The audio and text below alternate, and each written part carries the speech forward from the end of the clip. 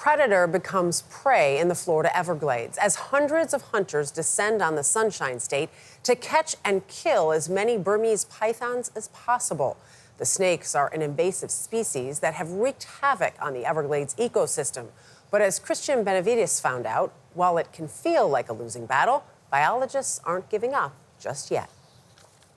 If they're coiled up under this 3-4 inch of grass right here, you would never see it. The dead of night provides cover for the many predators lurking in the marshland and swamps of the Florida Everglades.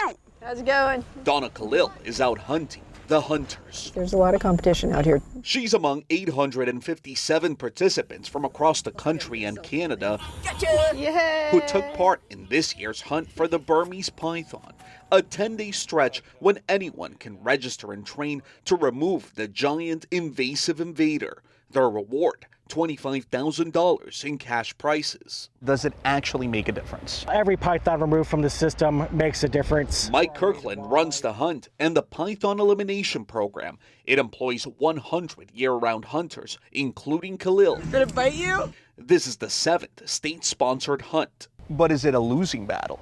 Are we winning it right now? Perhaps not, but I'm optimistic about our future.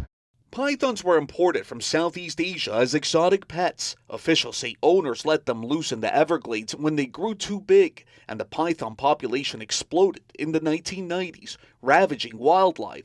The Everglades' native birds, rabbits, raccoons, and deer decimated. Even gators have fallen prey. Almost a complete ecosystem collapse down here. You want to make sure to keep that snake on the ground. Zach Chejanovsky trains participants on humanely capturing and killing pythons. The scope of this python problem is so big that we can't do this alone. Pythons thrive in warm climate, which is why they've quickly adapted here in the Everglades, and they're spreading. Milder winters have led to sightings further north. This USGS map shows the python spread. A Tufts University study found climate change could make the entire continental U.S. hospitable to pythons by 2050. I'm not afraid of that python, but I'm afraid it might get away. So far, over 14,000 pythons have been eradicated, but the big snakes are so successful at adapting to Florida, they appear here to stay. For CBS Saturday Morning, Christian Benavides, the Everglades.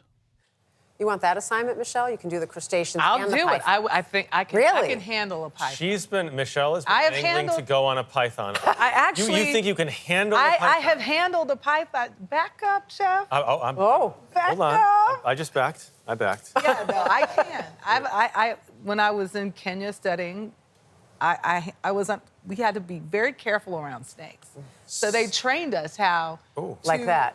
Yeah. It was Should we Because set they it have up? black mambas and green mambas, and they're highly poisonous. I'm glad somebody's dealing with those. I'll stay in the city. What So if let's go. What if we put a giant python and Michelle in a big room?